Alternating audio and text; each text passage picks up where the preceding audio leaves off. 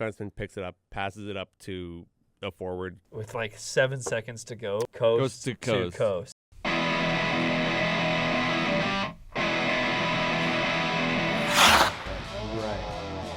What? It's actually, yeah, Mike Richard, please don't touch him, he's pretty. Let go of him, he's old. Like, what is he gonna do? What are you doing? He's a baby. He would do nothing wrong.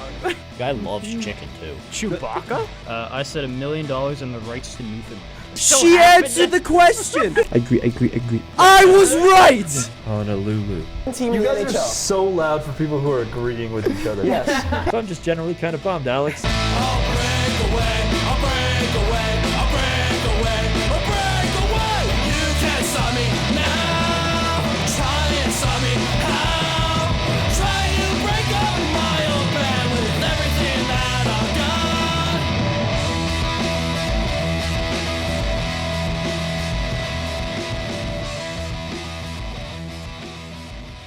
Hello. You can see it's just two of us. I think this is our first. We were saying before the show, this is our first 2-person show. Yeah, because ironically, I think it's been you and Phil and me and Phil. Yeah. Because during those times, I was doing overnight work, which was very hard to try to go from then to podcast. Yeah, wasn't your store being like renovated or something at the time? That's why it was overnights? At the time, we were just moving things. Like, you cannot have customers there. So my shift would start at 10 p.m. I'd get off at 7 in the morning. We'd have our show at like 9 or like 10 or something. And I wouldn't be able to sleep. It wasn't that it was early. It was that we would go late. Like, you wouldn't get to work on time because our shows were that late. Because it was during playoffs last year. I had to risk a few times. Yeah. That wasn't that fun, but if you're a Flames fan, you were having some fun on Tuesday. Yeah. If you're a Predators fan, we're going to talk about the Maya Ready Flames. Here it comes. Come on. Maya. All right. No, that was cool. So the Calgary Flames hand the Predators get this, 8 straight loss, and I was worried. The bad news for one of my fantasy teams is Roman Josi has left that game hurt and did not come back. This game started like looking very well for Nashville. I was watching this game at work. You get the first one. You're off the bat. A few minutes later, Calgary gets one, but literally exactly 30 seconds after the Flames tie it up, it's 2-1 Nashville. Tommy Novak gives the Predators back their lead, and they head into the second period up. You're looking good. Like, yeah.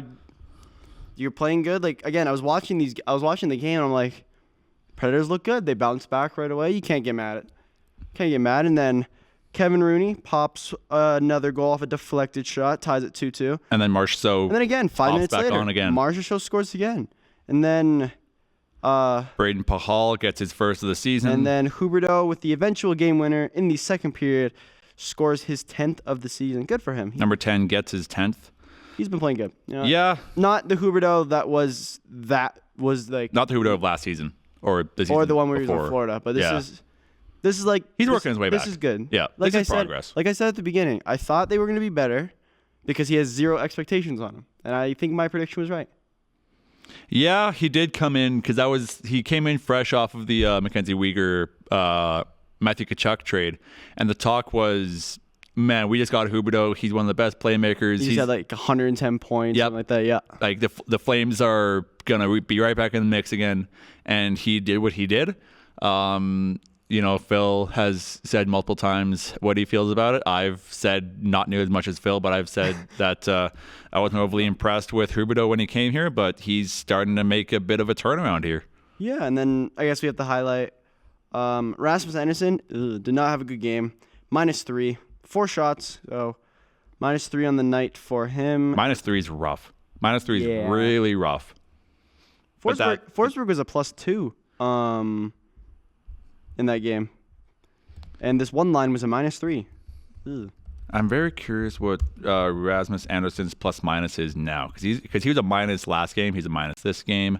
And plus-minus isn't really a stat that I pay too much mind to. Not really. Unless it's stupid. Like, if it's stupid good or stupid bad. Yeah. Pretty much all you would care about. On the season, he's a -5, so... Yeah, I think, he's 15 points and he's a -5, so maybe that discrepancy's... Again, it great. doesn't really. No, if you lose 6-5, and you were on for 6 goals, then we're like, okay. Yeah, then it's a problem. Yeah. Dan Vladar, 8.5 save percentage. He stopped 17 out of 20 shots. And UC Saros had an 8.57 save percentage, stopping 24 of 28 shots. I also want to highlight the fact that in the second period, the Flames had 16 shots. So the Flames were like, so you go 8-8 in the first period. You're going into that game. You're going into the second period 2-1. Yeah. Okay, then Flames go, we're going to just completely switch the entire point of this game, and you now outshot the Predators 16-5. And then you go into the third, and you get Calgary gets 4 shots in the third to Nashville 7. What is Nashville doing? Is it what is Nashville doing or what's Calgary doing? Because 8 shots in the first, 16 shots in the second, and then 4 in the third. Because you're only up by a goal. That's not score effects. True. Well, even looking at the general stats, like you were Calgary 50% in the power play. You can't really ask for anything more. 21 hits.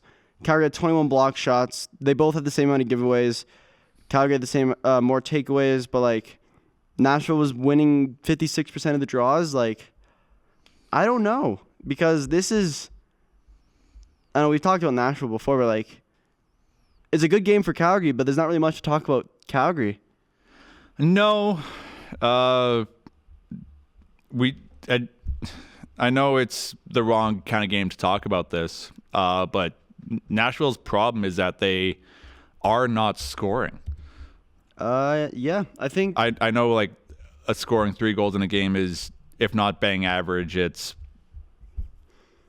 I don't roughly think around they have it. the worst plus minus in the league. I ironically think that belongs to Pittsburgh, but they have the lowest goals. They have the lowest goals for in the league with 64, Yeah. and they have the second worst differential, just behind or just ahead of Pittsburgh. yeah, Pittsburgh has a minus 30 goal differential, and we're 2 points back from playoff spot. Yeah, that's hockey for you. That is. I mean, didn't the that is Capitals hockey. make the playoffs last year off like a minus 16 goal I differential? think they were like minus 14. It was Yeah. something stupid. Again, like, dude, you can lose a game 6-5 and you win a game 2-1. Like, at the same time, That's like, hockey.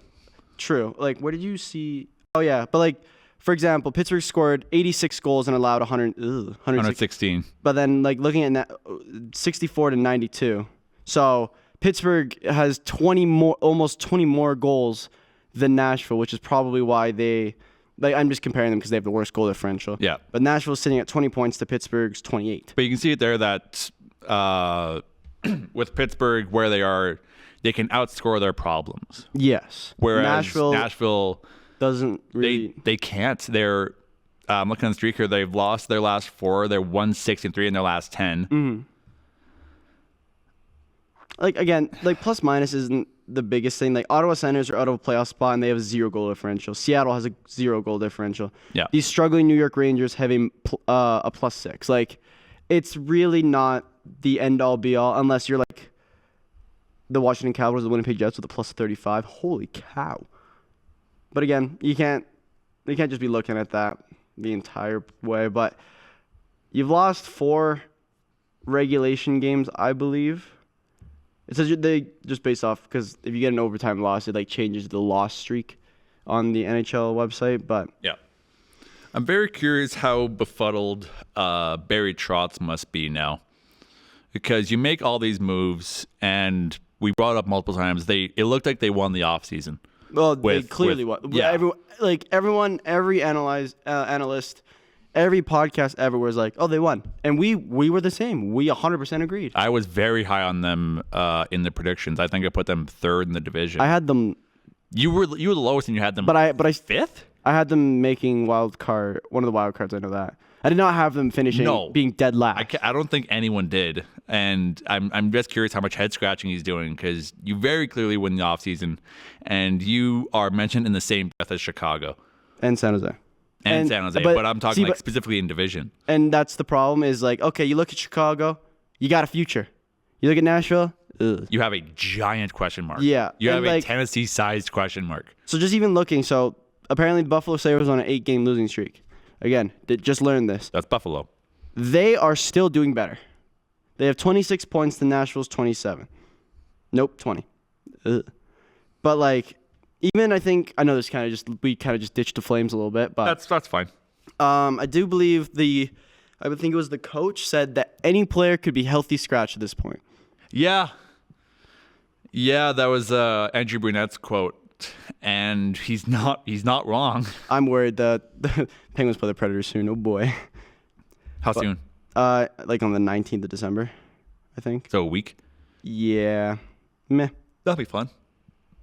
It's quite literally like that last year where everyone was beating San Jose, and then Pittsburgh came up to San Jose like, oh no, oh no, please, and then please, just if you're gonna win one game, just make it this one. And then became like one of my favorite because we just won 10. I was like, wasn't that the game where there was a poster of a kid saying, "This is my first NHL game," and then they they lost 10. That was because they the night before Vancouver beat them 10-3 or something. Yeah.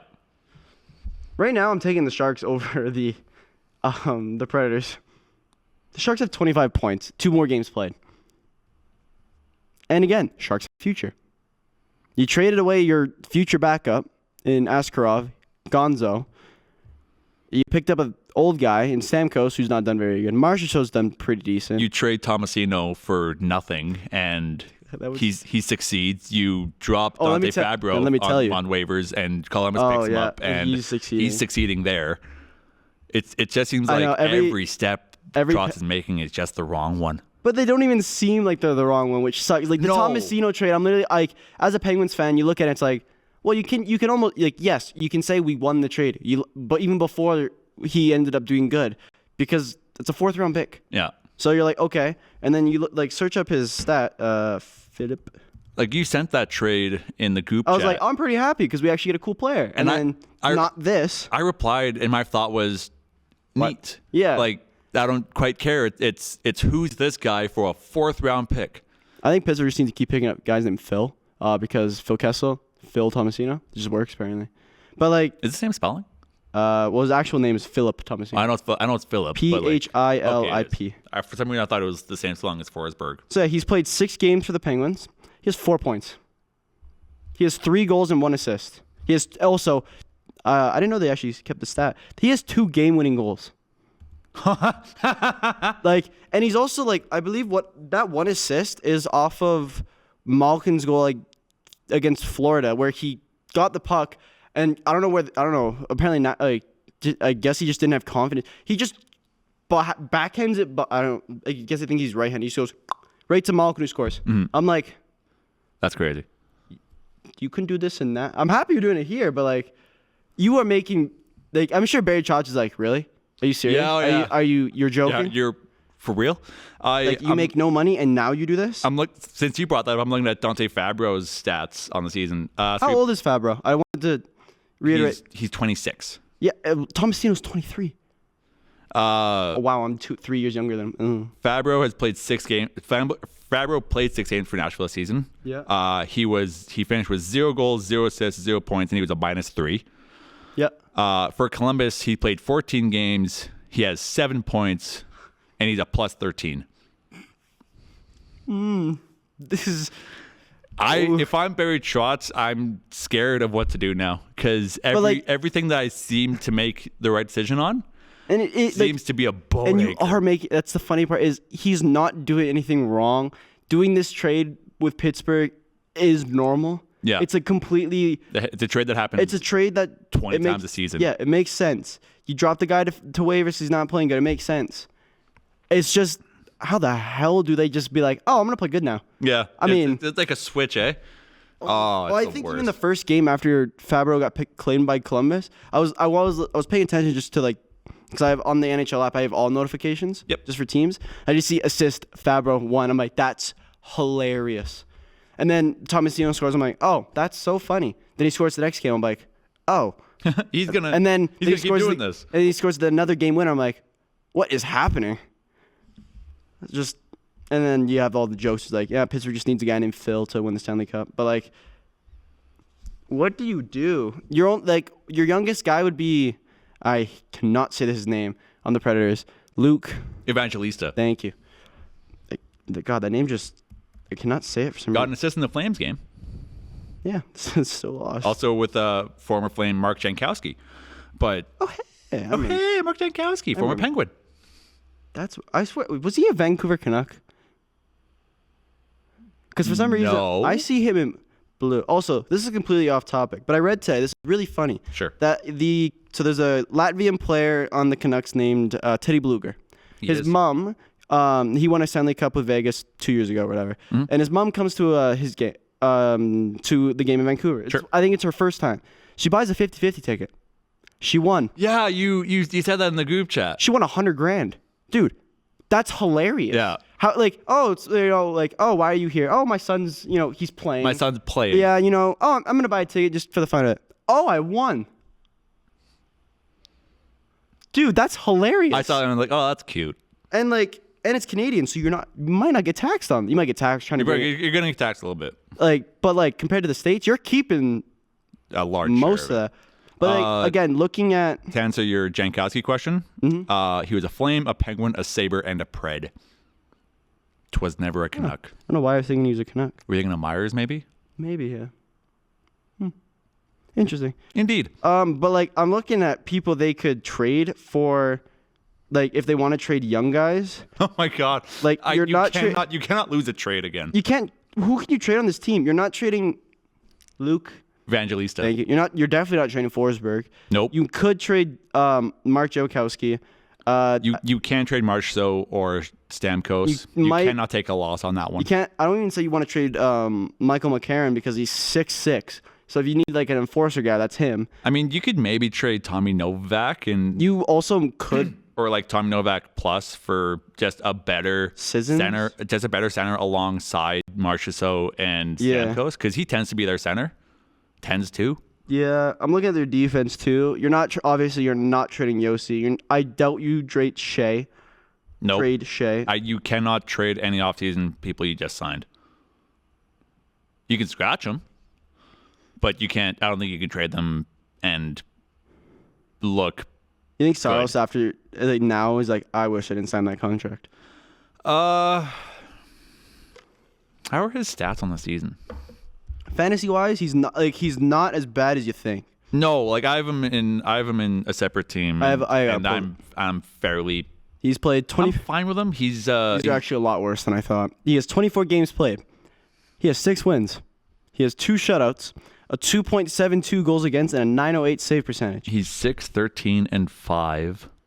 I'm just With a saying 908 and a 272. these stats do not show me that this is his fault. If in those 6 wins, 2 of those are shutouts. Well, they're not scoring is the problem. I'm looking at his career over the past couple of years, and he's more or less around where he was. 2 years ago, 269, 919. Last year, 286, 906. This year, 272, 908. He's kind of in and around where he typically is. It's just that the large portion of his team kind of brought out of a barn. I just want to highlight this. In his past 5 games, so his games against Tampa Bay, Minnesota, and Toronto, he has the exact same goals against, shots faced, and save percentage. That is just really weird. Literally all 3, 8.93 or 8.93. 893. Toronto, Minnesota, and Tampa. And then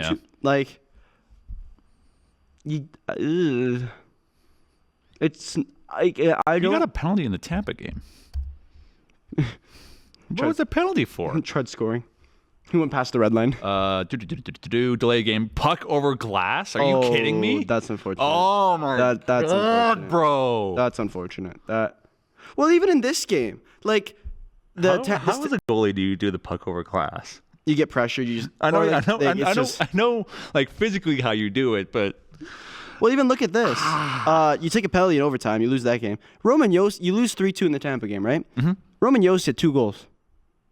Now, I'm just saying, Roman Josti's a top 5 defenseman. He's incredible. He is. But there's one word in his position that's a little alarming that he's scoring both goals, and it's defense. Yeah. It's just not great. Should we move on? Just real quick, I want to take a quick peek at their stats. Wow, this not help. There we go. So Forsberg is leading the team in goals. Hey, it's 1-0 Canadians over the Penguins. Hooray! I want to see if Line scored. Forsberg, Stamkos, Yossi, Marchessault. Oh, Suzuki. Was on the first shot. Yep. I forgot Jesus Anaheim. That just happened. I forgot he was a Predator now. Who? Anaheim, just on that Colorado trade. Yeah. So we were talking about how plus minus means nothing. Did you see Roman Yossi's plus minus? This season? Yes. What is it? It is because he has 23 points. He has a minus 21. Oh. That's not good. When we say we don't really look at plus minus unless it's goofy, That's brutal. that counts as goofy. Yeah, that's. That one hurts a bit. That one hurts. Ooh, that's a bit brutal. That's a punch in the nuts. Yeah. I just want to also say it is now 1-1 in the Penguins game. I don't know what is happening, but big fan. Do you want to do a quick game recap? I guess there's so many games on. Yeah, I guess if you're talking, Did you post the predictions? Ooh, I did not. And my phone is not in my It's pocket. okay. So it is currently 0-0 in the Ducks and Maple Leafs game. 5 minutes into the Gosh darn it. 5 minutes into the Penguins game, it is 1-1 with goals by Nick Suzuki, assisted by Cole Caulfield, and Ricard. This is why I said gosh darn it. Ricard Raquel scores his 12th of the season, assisted by Letang and Grzelcyk. Why is that gosh darn? He's on a power play, so Crosby was on. He could have got a point. I want him to break that record. Gotcha. I think he will. It's early. Red Wings currently tied 0-0 with the Flyers, and the Capitals are currently tied 0-0. And all my upsetness that happened about 30 seconds ago is now gone away because it's 1-1. Hooray! I love hockey. Getting into our next topic, the BetMGM website. Wait. You're a gambling. I'm sorry. I mean, it's not even really about gambling, but they released their best and worst NHL arenas ranked 24-25 edition a couple days ago. This includes Utah? This does include Utah. Okay. This wasn't a couple days ago. Wow, this was a while ago. About 3 weeks ago.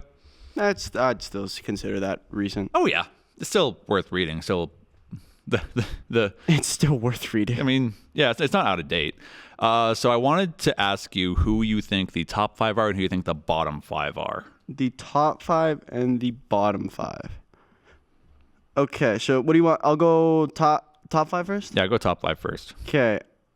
Top 5, I'm going to say... Do you want me to say all 5? And If you want to try and order it, you can. Okay, I'm going to go Madison Square Garden. Okay. I might not know all the arena names, so I might just name... The teams? Yeah. I'm going to go Edmonton's Arena. Yep. I'm going to go the Garden, Boston. Okay. I'm going to go Montreal, and I'm going to go Toronto. So I went Rangers, Boston... Oilers, Toronto, and I forgot. Okay, let me write this down. Rangers, sure. Toronto, Canadians, Oilers. Cause there's this decently new Rangers, Toronto, Canadians, Oilers, and Boston. And Boston, yes. And who are your bottom 5? I don't like saying it. I am going to say Calgary, just purely off of people are going to view the age. Yeah. I'm going to say Calgary. That's a fair thing. I'm going to say Seattle. I don't know why. I just feel it. Okay. Even though they're doing very good, I am going to say Minnesota. Mm-hmm. Minnesota. That's how you spell Minnesota. I spelled it Minota. Calgary, Seattle, Minnesota. Mike Shinoda. I'm going to go Buffalo. Okay. And I'm going to say Winnipeg. Okay. Because I haven't been there, but I've drove past it. It is quite literally the most awkward place to try to get into. Isn't it like it's like right in every highway. Yeah, isn't it like on a corner? Yep. It's a nice arena, but it's like, how am I supposed to get in there? So your top 5. You got 3 out of 5. That's a pass. You got Vegas first, Edmonton. I'm surprised you didn't say Vegas. They didn't cross my mind. Oh.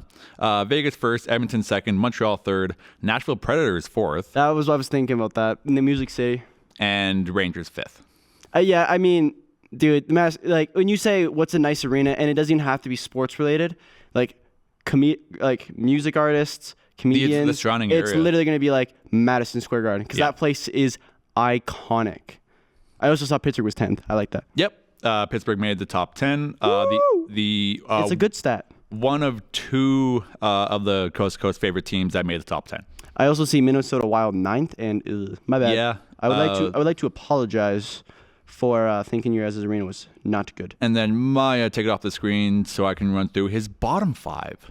The bottom 5? So your bottom 5 are who?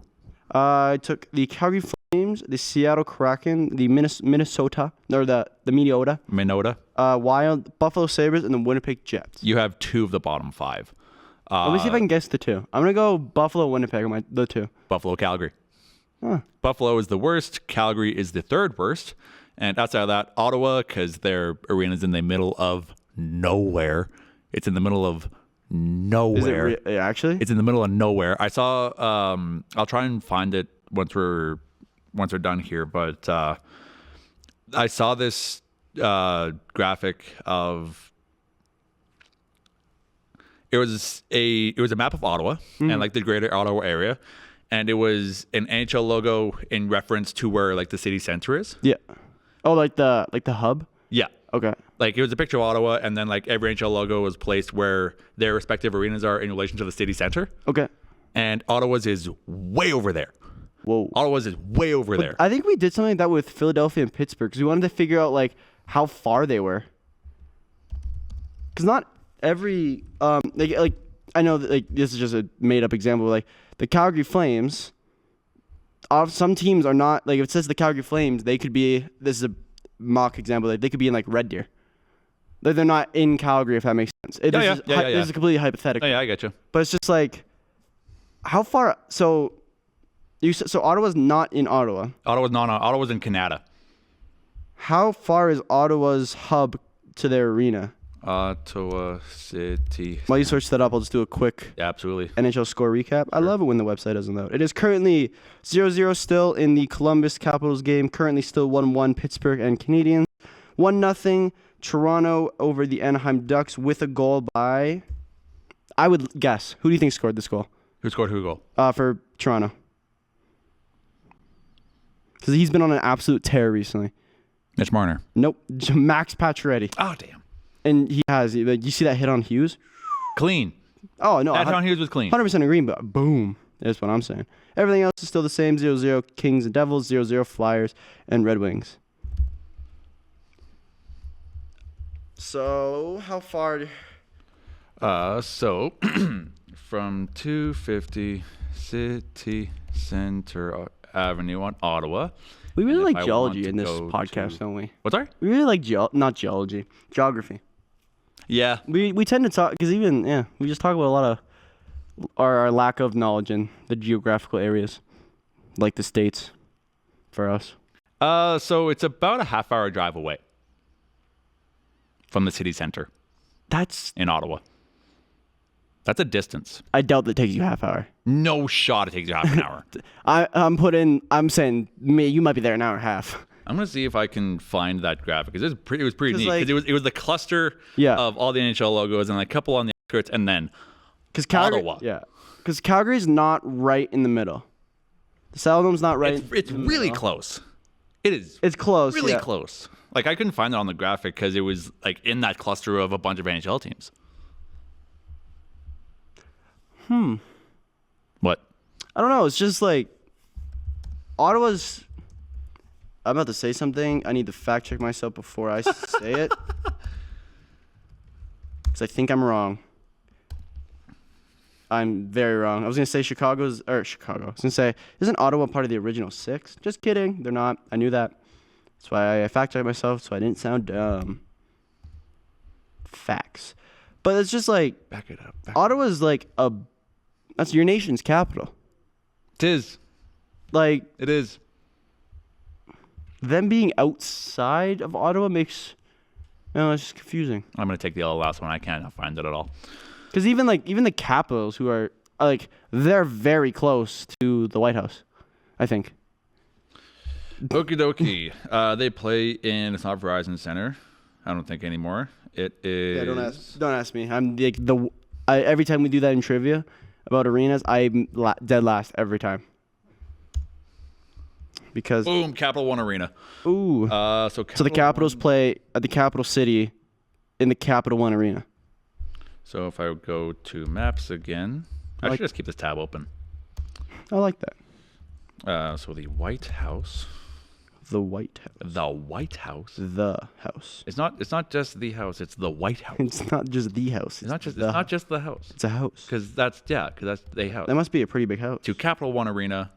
It is a 9-minute drive, and there's a lot of traffic. Yeah, It is- I mean that kind of makes sense that there's a lot of traffic because it's like the big house. It looks like it's about 6 blocks away. Ish. 1, 2, 3, 4, 5. About 6, 7. No, but a lot of NHL arenas are like right around the city center, and Ottawa very isn't. Which makes, Ottawa very isn't. Which makes Le Breton Flats hopefully brings it a little bit closer to Ottawa, and thus a little bit better on the rankings. But referring back to the rankings, Calgary is looking to ideally jump up in those rankings a bit. I mean, I think they're like near the bottom because they're old. Because it's the oldest NHL arena without having undergone a renovation. I was gonna say, isn't Madison Square? Yeah. Fair. And if you do want to peek as to what the arena might look like, Ryan Pike of Flames Nation 5 days ago posted not necessarily the blueprints, but kind of like floor layouts for each or for the new arena, and it looks pretty good. One part I wanted to call out, if you love your pocket dogs, there will be 2 pocket dog locations at the new arena. Forgive me for my ignorance, but what's a pocket dog? For real? That's why I said forgive me. Am I just really dumb? So a pocket dog it's a baguette cut in half. I just searched up pocket dogs and it gave me teacup dogs. Sure. Oh, I guess you put those in your pocket, which makes sense. No, you Dog. quite literally put them in teacups.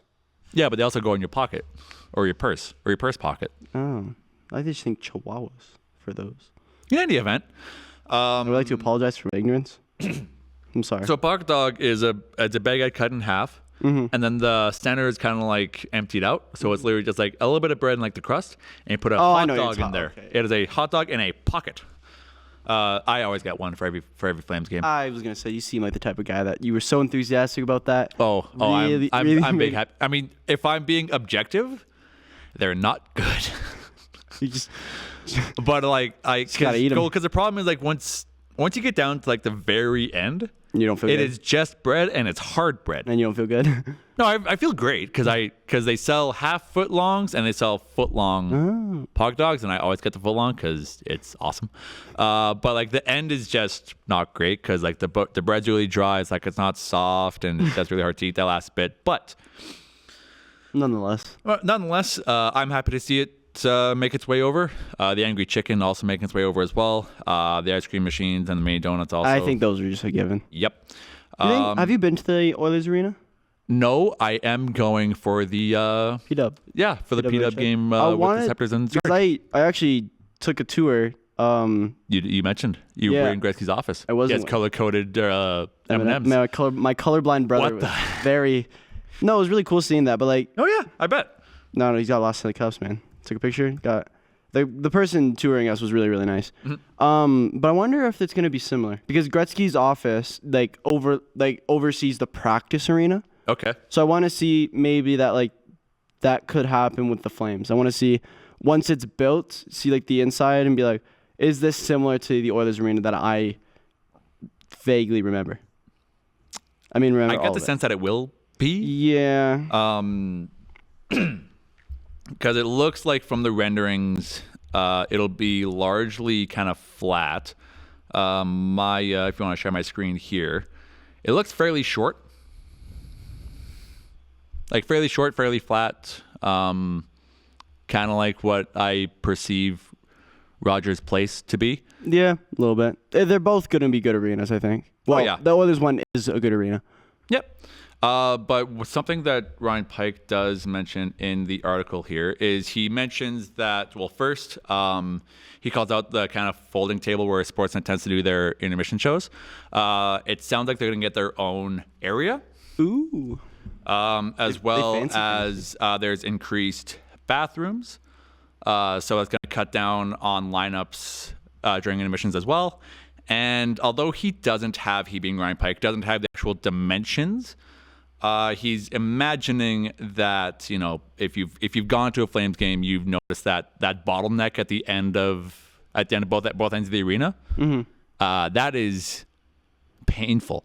Yeah. That is the worst. Yeah. So it looks like they're trying to make an effort to kind of lessen that. Good. A little bit. Like they're listening, which is nice. Yeah. It also talks about, I'm not going to spoil the whole article, but it talks about where the Flames locker room is, where the Hitman's locker room is in relation to the practice rink. Go give it a read if you're curious about what this potential arena could potentially look like. Potential. Yeah, he says in the article here, he doesn't know if the concourse is physically larger in Scotia Place, but it looks like they are going to make an effort to kind of mitigate any bottlenecks, which I thoroughly appreciate. Sweet.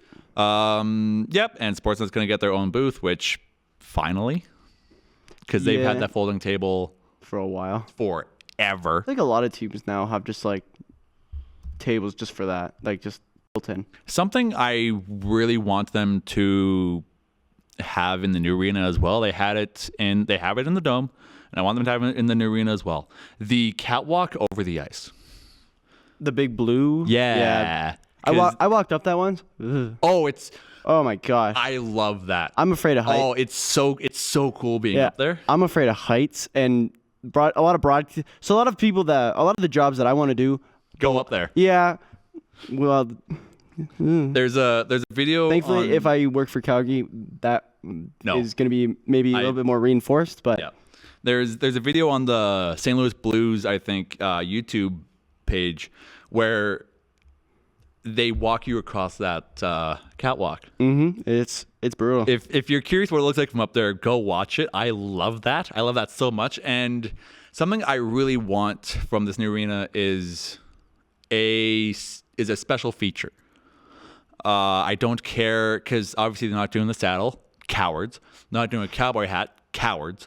But I would love if they had that catwalk back because not every team has that. I want something special at this arena, and that catwalk to me is just so awesome. There's a TikToker who's like, she's a professional like diver. Sure. And she goes to she goes very, very high. And she has the camera, she puts it over, I'm like, and it's through a screen. I'm like, ugh. I cannot. Nope, no thank you.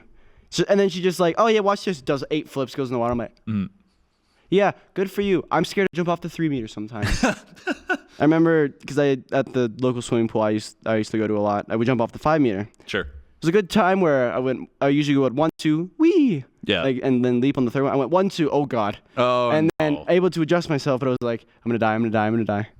Yeah, not a big heights guy. No. No. I'm okay with heights. I'm not a huge fan of. Like I'm okay with heights. It's just We are tall, so. well, yeah. Can't just be, oh my god. Well, I'm okay with heights in buildings. Like the glass floor of the Calgary Tower, I'm fine with. I wasn't fine. I stood on it, and it was like I was okay, but I was just like. I'm not good with heights in nature. Fair. Like if I'm hiking and I'm like at the peak of like Holling Peak, for example. Yeah, I'll peek over, wink. But but that's about it. I have more faith in man-made than nature because I've seen enough to know that, or I've seen enough Looney Tunes to know that rock crumbles away. Yeah, very. I'm like you. I'm afraid of heights. Period. Just period. Yep. Full stop. Just before we move on, it is looking like there is only one score update as the Toronto Maple Leafs doubled down on their goal lead with a goal by William Nylander and Max Pacioretty getting 1 assist. Morgan Riley with a secondary assist. It is still 1-1 in the Penguins and Canadiens games, and it is 0-0 in all the others with the Chicago Islanders game about to go underway. So, yeah. Are we ready to jump to the Canucks? Yeah, and the return. The return. 2 returns, actually. 2 returns from a man who does not have his knee fixed normally ever again. That is Thatcher Demko. Yeah, he let me pull up the article here. So an article by Sean O'Leary on the score, to quote Demko, said he felt rusty for sure. Yeah. Which, yeah, you haven't really played an NHL game since the playoffs. Yeah, and your knee will never be the same again, so you have to adjust for that. But yeah, you played one game. Unfortunately, you lost. You made 25 saves. You allowed 4 goals and 840. If you're me, you brush it off. You keep going. I'm very surprised he wasn't loaned to Abbotsford for a conditioning stint. Agreed. And also, with his return, surprisingly, Arthur Shelovs has lost the backup role. Did you notice that? No.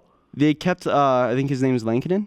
Oh, Kevin Lankinen. They kept him up when everyone, including myself, after that very decent playoff run, thought he would stay up, and he's just struggled this year. So the Canucks will be running most likely Demko, Lankinen until further notice, I would say. But you earned it. That's basically all you can be happy for. You earned it. You keep moving. You go. I was watching the Canucks game against the Blues off and on, and there was one goal. I forget who scored it, but there's one goal where I thought, yeah, he's very obviously not in peak form.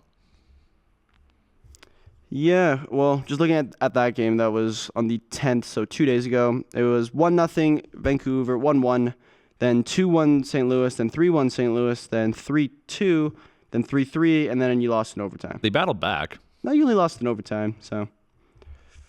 You know who I saw on, I think it was an NHL Network show, and I thought it was Thatcher Demko, but it wasn't. Okay. It was Corey Schneider. These gentlemen look very similar. Demko and Schneider? Demko and Schneider. So here is Thatcher Demko, right? That is Thatcher Demko. Hello, sir. Hello. Hello. That's Thatcher Demko, right? Yeah. Corey Schneider. Oh, yeah, no, Thatcher Demko is literally Thatcher Demko? Corey Schneider. Yeah, Thatcher Demko just has more hair. Grow out a beard on Corey Schneider. And more hair, yeah. And a bit more hair. Yeah, I see it. Why does Thatcher Demko look so sad? Well, because he has lost to the Blues. Yeah, but the way what does his left eye look like? He's staring at something, just like, I don't want to be. I mean, I guess no one really wants to be there on media day, do they? No, I mean, there are a couple players that like to be a part of it. True. Anyway. Like, I imagine both Kachucks eat that up entirely. 100%. Another person returning, and you said apparently tonight, is the return of JT Miller. And I just missed moving him to my active lineup in the BMST Fantasy League, so I will lose whatever he earns today. Hat-trick. Yeah.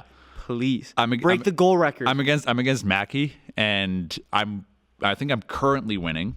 I'm against Ruby Zumak, and I'm currently up by 1. I'm 9 up on Mackey, and I'm hoping that I can beat Goliath here. I don't think she's Goliath anymore. I think that's Lannon. But okay, Marek, I'm 4-5.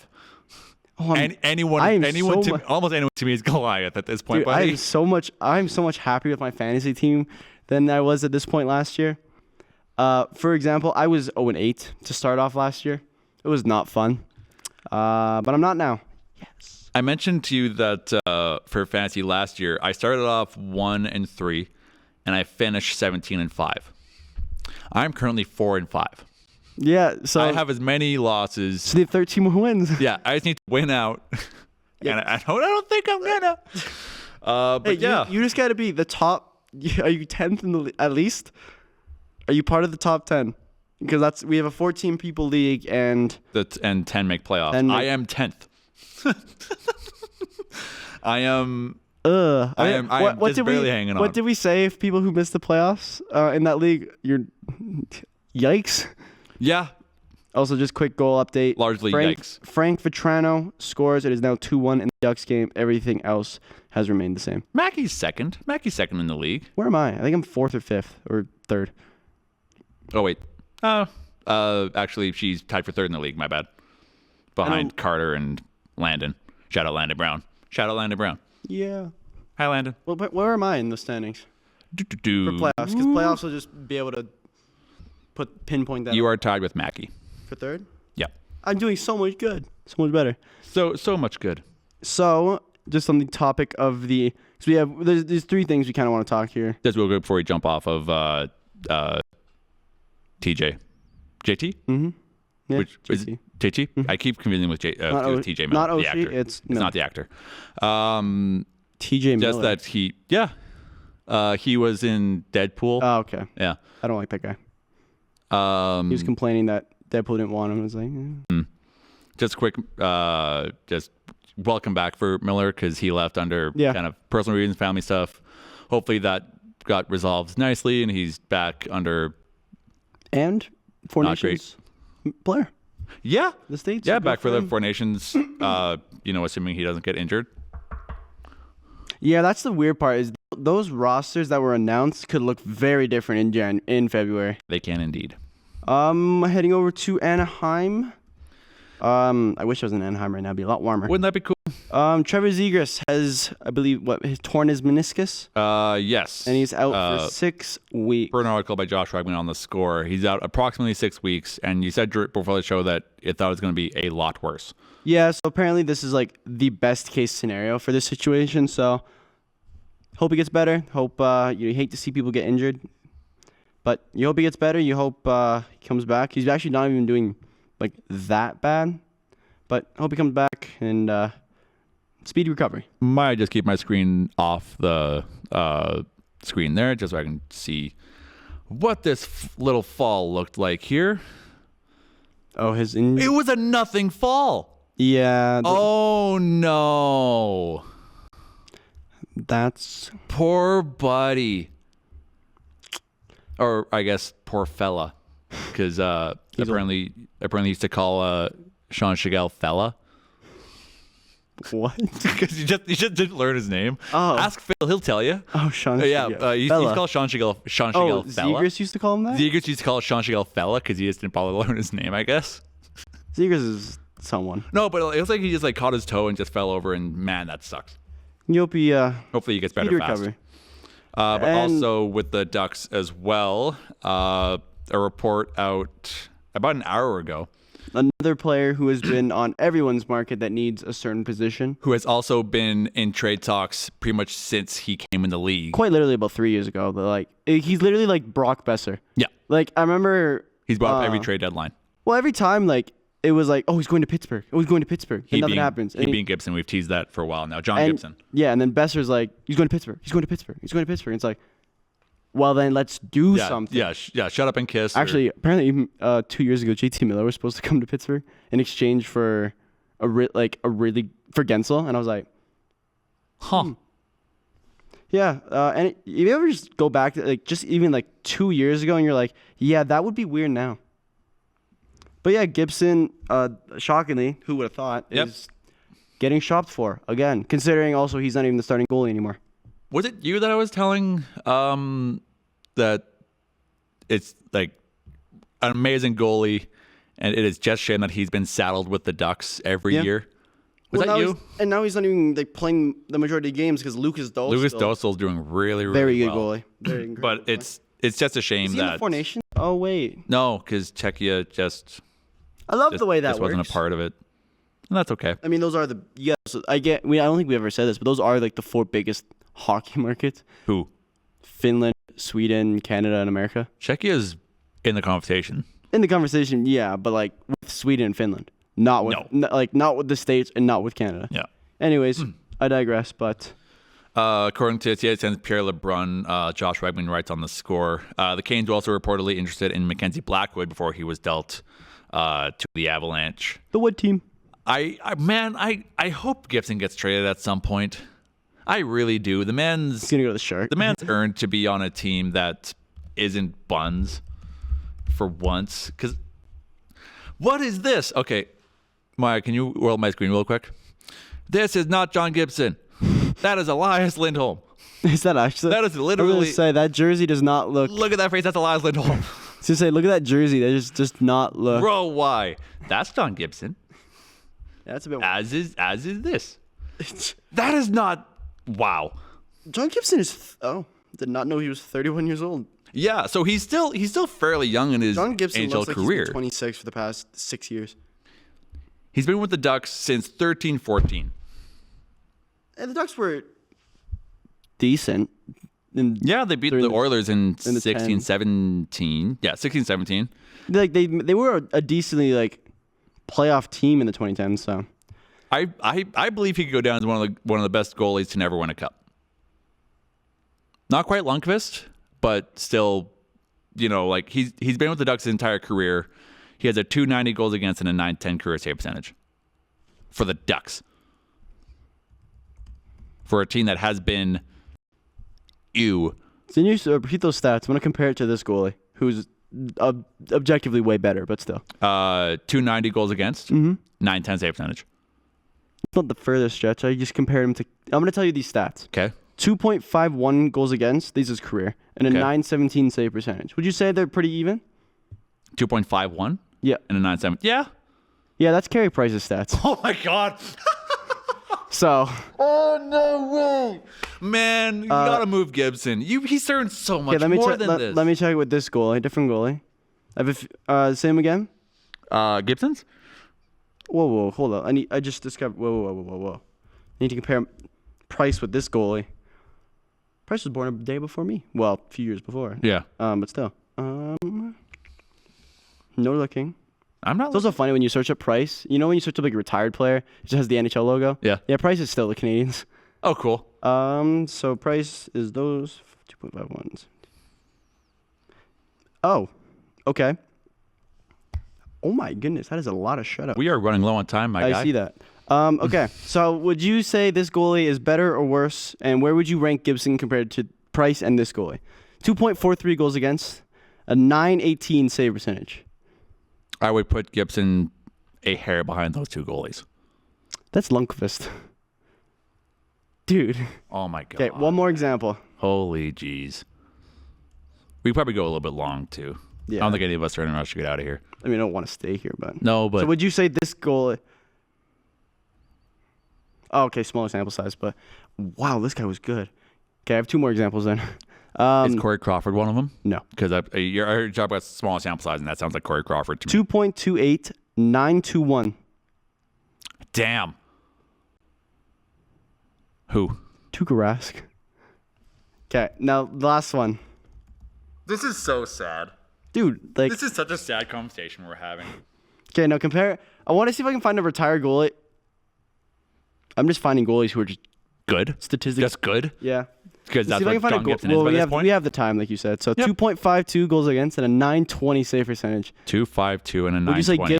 That's a fair amount difference. The 910 to a 920 is a fair amount difference. So would you say this goalie is better or worse than Gibson? Better. Tim Thomas. Talk about a goalie that just kind of disappeared, eh? Tim Thomas. Yeah. Well, he doesn't have social. Actually, he was him and Brad Marchand the other day were like coaching some team. He was a Panther and a Star. Do you remember him being either? Nope. Yeah. I remember winning a cup though and He's kinda body checking one of the Sedins. All right. He also got into it with Sean Avery a bunch. Yeah, I can see that. All right. 2.52. I want to see if you. I also want to find like a goalie that was decent during like recently compared to Gibson. I want to see if you think Gibson is better than this goalie, and then me shock you. Okay. 2.52 goals against Sure. and a 919 save percentage. And Better or worse than 919. Gibson? Would you say On paper, better. this goalie? Yeah. Yeah, Roberto Luongo. Again, he had a 290, which is like 0.4 goals against worse than Luongo. He's got to be on a better team, man. This is might rough. actually prove your point for better team. Okay. 2.79 He's goals. also doing this on the Ducks. 2.79 goals against and a 910 save percentage. And he is currently in the league. 2.79. 2.79? And a what save percentage? 910 career. And he's currently in the league. How long has he been in the league? Since 2015, I believe. Or 16, one of the two. 2015, 2016. That's not Markstrom. Who is it? This is Matt Murray. Woof. He's He's had it down the last couple of years. Hey, first rookie to ever win 2 cups. Yeah, from what the fact that you kind of almost put Gibson over Carey Price shows that Gibson is a pretty good goalie. He's a pretty good goalie. Pretty good. He needs to be on a better team. He's doing like. Can you go to a team not in the East, especially not in the Metro? Carolina does not need to be any better. Talking as a Penguins fan. Well, as a Flyers fan, you should agree with me. I'm sure Carolina would love it because Freddie Anderson's been out forever. Yeah, that's like Matt Murray. But Matt Murray's, again, never really came back. Gibson and Aronson also used to be both former Ducks. Oh, hey. Remember Anderson was a Duck? Hey, he was a Duck. I just remember Anderson on the Leafs and then just magically him on the Panthers. Let's move off of that. Mid-season finale wrap. Yeah, we're gonna skip the Utah conversation. It was just another article by Josh Wegman. Man, simply doesn't stop. Just saying that Utah is close to finalizing their name. Yep, their name, logo, and stuff. The Yetis. Yetis. It needs to be Yetis. It looks like it's gonna be singular. With the Yeti, per Josh Wegman's article. There's a slim chance Hockey Club could be permanent, though. That was one of the 6 finalists from a fan vote held in June. In addition to Blizzard, Mammoth, Outlaws, Venom, and Yeti. It's got to be Yetis. Venom actually doesn't sound that bad. It's got to be... So, wait, say those again. Blizzard? Blizzard. The Utah Blizzard. The Utah Blizzards. Nope, Blizzard's better. Yep. Mammoth? The Utah Mammoths. Yeah, Mammoth is better. The Outlaws. The Utah Outlaw. The Utah Outlaws. S is better. Venom. Venom by itself is better. Yeti. Utah Yeti. The Utah Yetis. Again. I like Yeti better. I like Yetis. Plural. There's especially with the branding opportunities you could do. Yeah, but at the same time, like... Same with Blizzard. Take it out of context. The Calgary Flame. The Pittsburgh Penguin. The Philadelphia Flyer. The Edmonton Oil. Whoops. The oil. But like the Toronto Maple Leaf. Like, it just sounds a little bit silly. Yeah, but then you go to the AHL, the Ontario Reign. Yeah, Reigns. That doesn't sound right. That's also a completely different word. The Wilds. No, Wild that one sounds makes weird. sense. The Boston Bruin. The Lightning. Panther. Panther doesn't sound bad. The Detroit Red Wing. Just the one. Just the one wing. Or the Chicago Black Hawk. That doesn't sound bad either. The Black Hawk. Seattle Krakens. No. This is a great segment, and we're killing time. The Winnipeg Jet. That sounds horrible. I'm trying to think about other ones. The Dallas Star. It does sound like it's going to be Yeti, though. The Nashville Predator. According to, apparently, Clayton Keller is quoted as saying, it sounds like it's going to be the Yeti, but I don't know. So I don't know, man. You're kind of the captain, and you probably... I feel like you'd probably know. I feel like you just kind of spilled it there, my guy. I want to see, like, just looking at even the games that are on tonight. What? The Anaheim Duck. The Montreal Canadian. Just the one singular Duck. The New Jersey Devil. Yeah, that's actually not bad. Devil's the not New bad. York Islander. Just the one guy. Just the guy. Just a fisherman. San Jose Shark. Just the one shark. St. Louis Just a Blue. megalodon. The blue. Blue. The Golden Knight. Nah, it's not bad. Avalanches. Avalanches. That one's actually kind of Just multiple avalanches. The Carolina Hurricane. That's not bad. Trying to see what other teams. The Hurricane could be single. The Ranger. Just the Ranger. It's just a Ranger. The Buffalo Sabre. The Columbus Blue Jacket. It's just one blue jacket.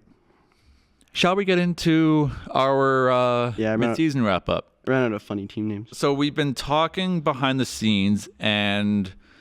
Without me? No, I was kidding. No, with you, obviously. Duh. And it looks like this... Marek has been fired. It looks like once we come back after this little mid-season finale in January, there's going to be a lot of changes. Judging by what we've talked about behind the scenes, potentially more kind of AHL coverage with the Wranglers because they're doing really well. I'm going to do the PWHL bunch as well. Still going to be covering NHL topics. Yep, still covering NHL topics. How we go about the Wrangler talk is still TBD, along with a bunch of other changes. To be honest, I think it'll be like, if it's something to talk about, we talk about. Like, there's nothing on Hitman, there's nothing on Hitman. Yep. We could be down to 4 people rather than 5. Yeah, I got fired. Yep. Alex doesn't like me. Yeah, we're laying off people. I'm pulling rank and axing some people. Have you? Oh, I was say, if you're not in our group, for our last like big project at MRU for our shows. Yeah. We every time we'd end it with, it's called Kate in the Community. He'd end it like, yeah, you're fired. and then in the second show, it'll be like, yeah, I quit. And then the other person, Ruby, she goes, yeah, you're fine. He goes, yeah. So it's just on a camera really far, so it looks like you're not even supposed to. Oh, it looks so funny. But yeah, Alex is fired. Yeah, I'm not. It's a joke. Also, just for off Maya, season. I wish you hit the flames button. When you said fired. Fire. Bit of bit of a break.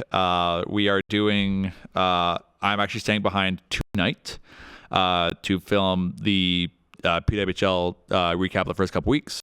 I'm also gonna film the worst Adidas jerseys of the Adidas era from every NHL team. I disagree with.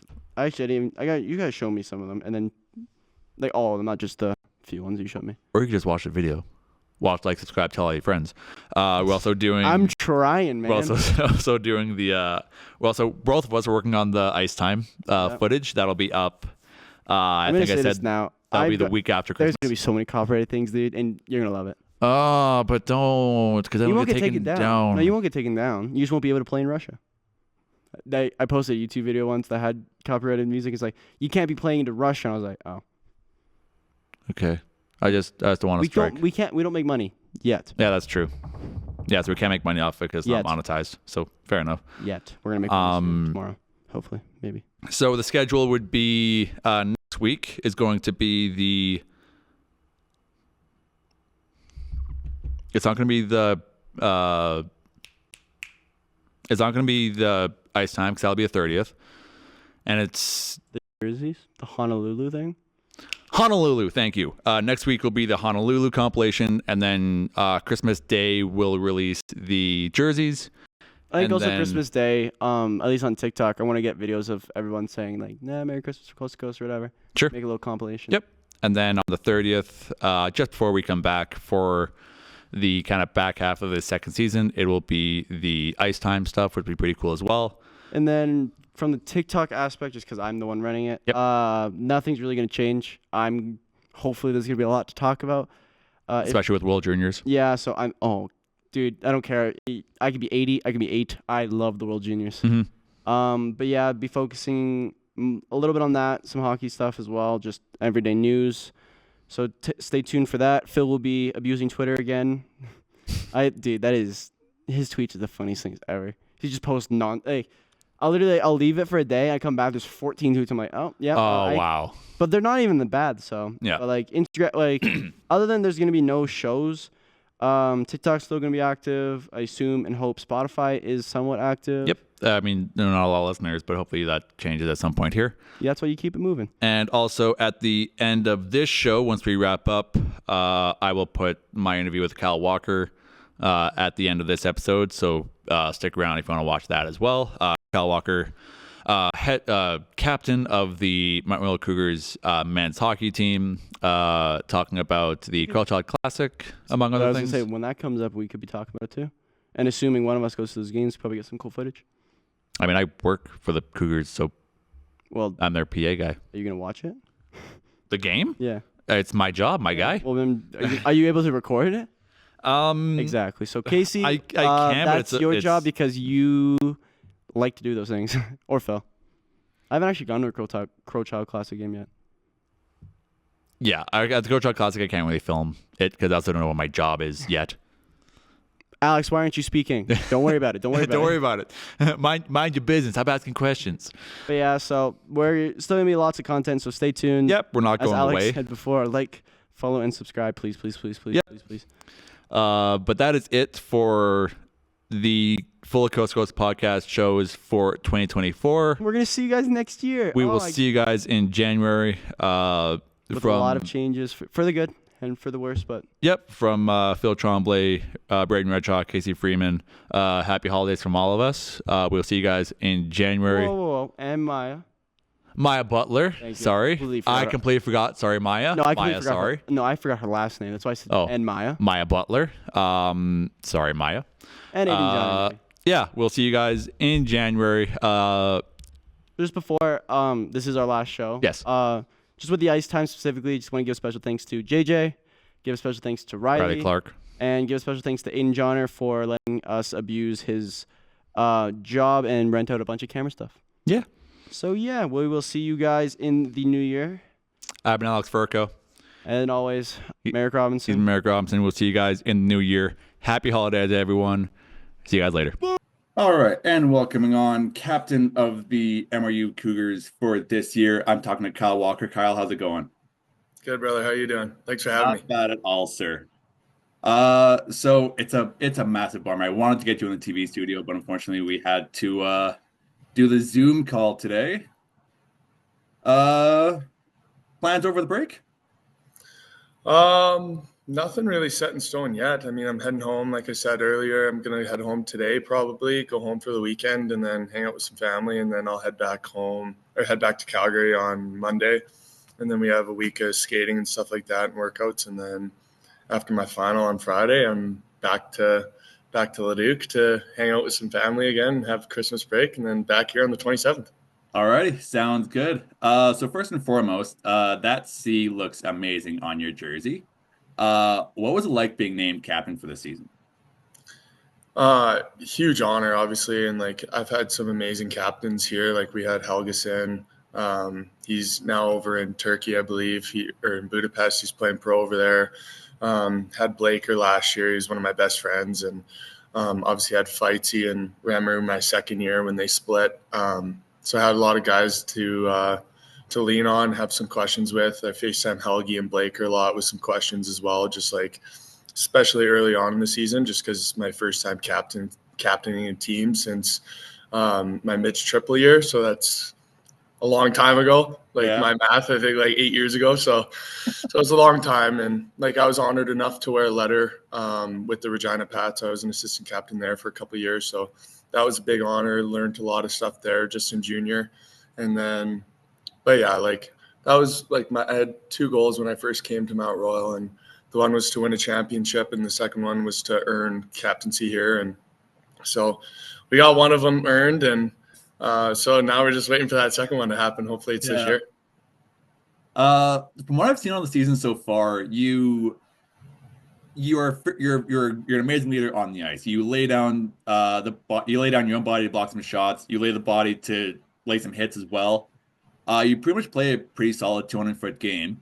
I'm curious, however, in the locker room, are you also like the front runner, or is someone else just a little bit louder in the locker room?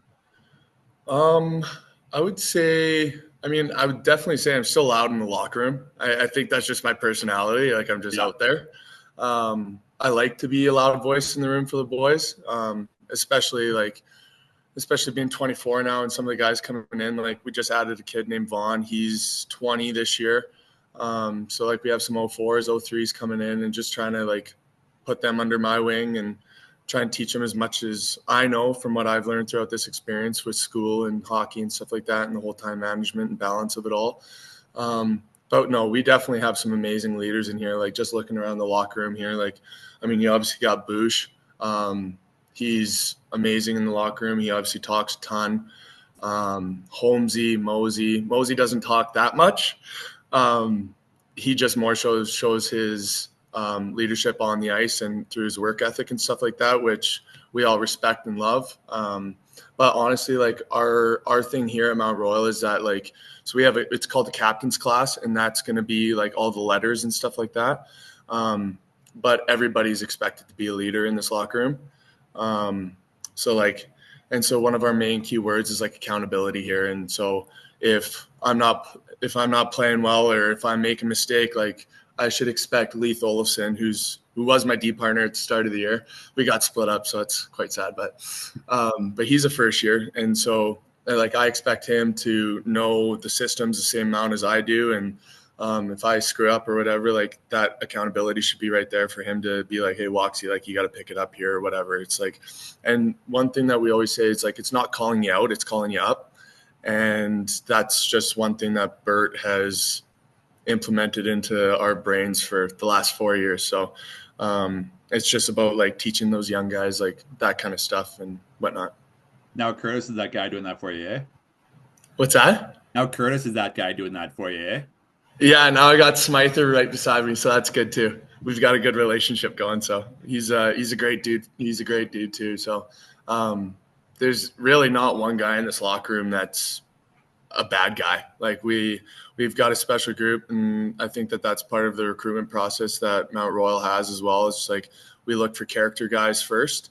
And I mean, Bert, Donnie, Brownie, Fidzy, like Sless, like all the guys behind the scenes, like they all do some serious research and stuff like that to see what kind of guys these guys are, and before they bring them in here. And I think that's a testament to just our entire program and how we run this thing.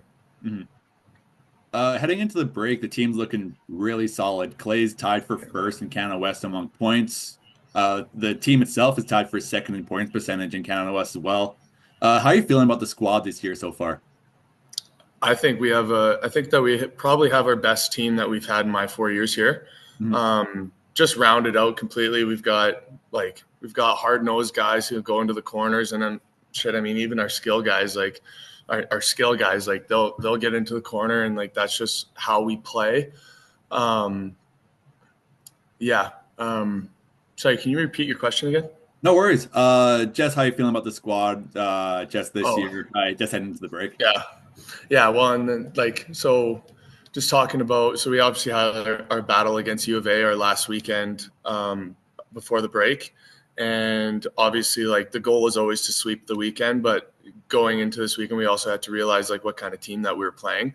Mm-hmm. And obviously U of A is a decorated program. They've always been like decorated for the last 100 years. Like they've like you go into their rink, they've got banners everywhere in that place. And so like our main goal was just to like go in there on Friday at home and play our style of game. And I think that we basically worked them for about 55 minutes worth of that hockey game. I mean, shots say it by themselves, and went in there on Saturday, and they obviously are a prideful group, so they're going to come back, and they rallied back. They played a hell of a game. We took some penalties that we brought upon ourselves. I think we had 2 delay of game penalties, 2 too many man penalties, and against a team like that, like you just can't take penalties like that, right? It's going to shoot yourself in the foot.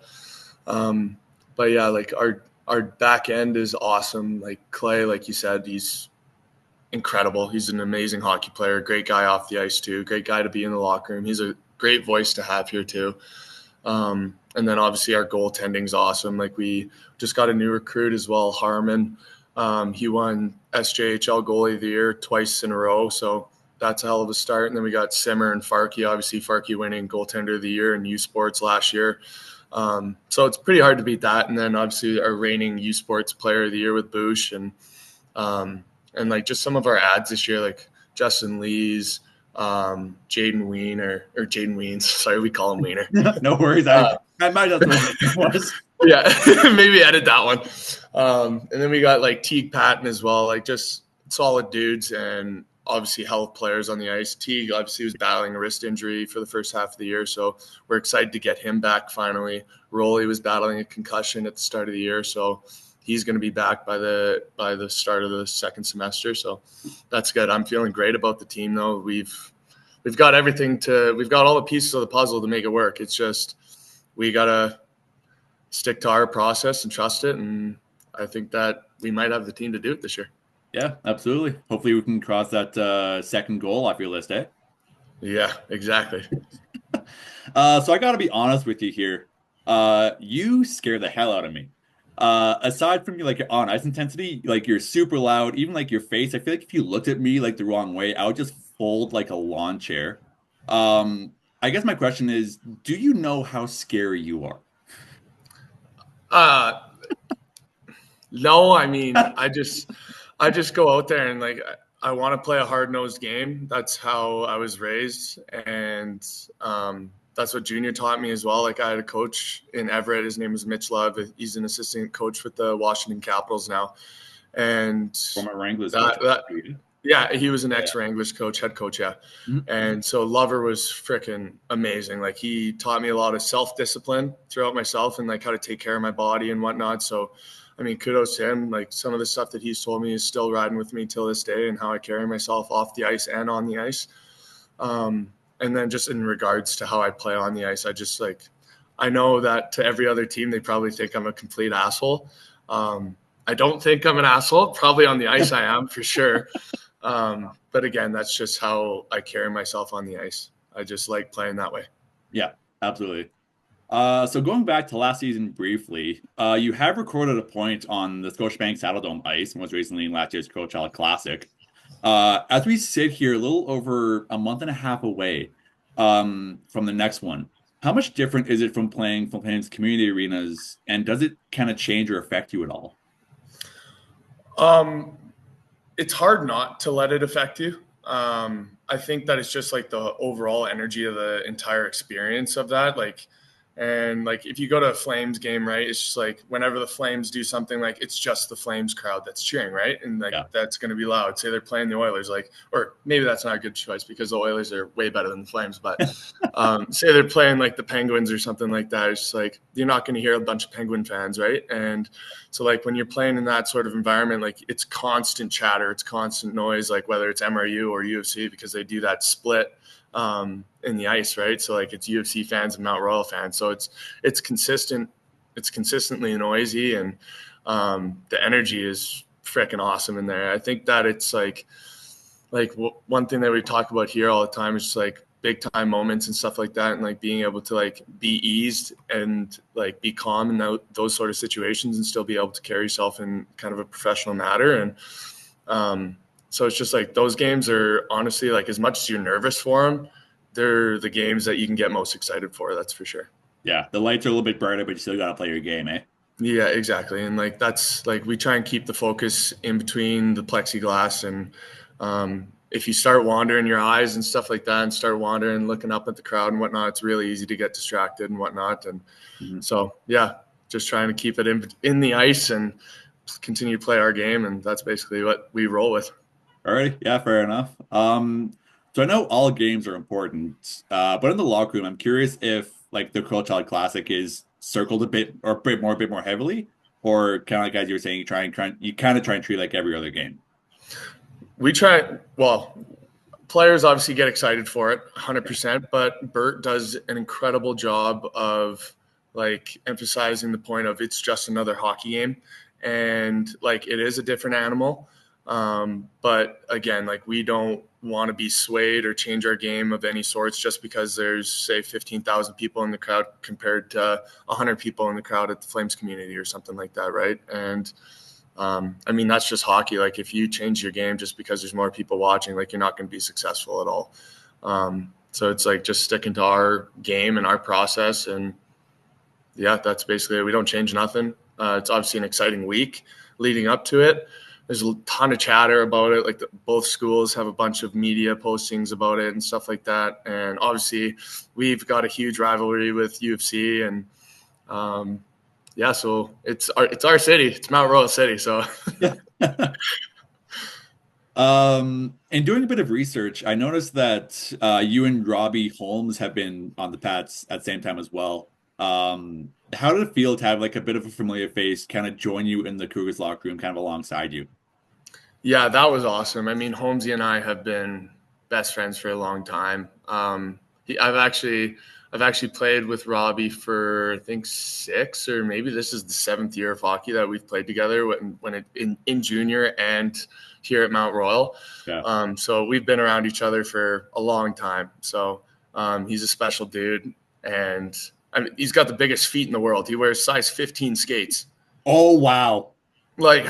I don't know how he moves out there, but for that big of a guy, he moves really well. And I mean, I don't know how he doesn't trip over his boots. Those things are freaking skis. So that's 15. Oh my God. Yeah, I know. It's hilarious, man. But yeah, stellar dude. We're both lucky to have each other. We definitely both lean on each other and, have questions, whether it's schooling or just bullshitting with the boys and stuff like that, talking about the team. But yeah, he's definitely a big influence on, even just with our leadership or in our captain's class and stuff like that, just picking his ear and, what he has to say. He's a huge hockey brain. Him and Boosh are complete nerds when it comes to hockey. So, I mean, you should hear these two banter in the locker room about the Edmonton Oilers. It's insane. They just don't stop. It could be, they can talk to each other. Well, actually they don't talk. They yell at each other for probably 20 minutes straight. And it's hilarious, but yeah, both very passionate guys. And yeah, again, just super lucky to have Holmesy in my life. Yeah, fair enough. Last question here before I let you go. Not necessarily a hockey question, but just kind of like a general process question. So this year, the walkout song I think is ZZ Top's "Lagrange," Yeah. and the goal song it's a cover by the Peppers, I think. I'm I think forgetting. is it Higher Ground or Can't Stop? It's Higher Ground. Higher Ground, yeah. Who decides that? Like, how is the walkout and the goal song kind of decided amongst the guys? Yeah. Well, I mean, we just toss it in the team group chat a little bit, like, and just like guys just throw out some songs and stuff like that. And I mean, Tarzi is a big music guy, Josh Tarswell, so he does a lot of the picking of the songs and stuff like that. Mosey does a lot of stuff in the locker room with music. But I just had one request, and it was for our goal song to be Higher Ground, and because it's just electric, you know, Yeah. It's awesome. And then obviously you can't go wrong with ZZ Top and Lagrange. So yeah, it gets, especially like when you get out there and the music starts going, the guitars start going, it's like just jumps you into the game a little bit more, gets you amped up. Yeah, gets that pep in your step a little bit more, eh? Yeah, exactly. Awesome. Well, that's the last of my questions. I'll let you go off to your ice time today, and let you go enjoy your break, obviously, after your last final. But thank you so much for hopping on with me for a few minutes here. It's been great. Hopefully, we can have you actually in studio at some point here. Absolutely. Yeah, you let me know. I'll jump in whenever with the boys. Alrighty. Well, that was MRU Cougars men's hockey team captain Kyle Walkers coming in for talk for a bit. Cheers, brother. Thanks for having me.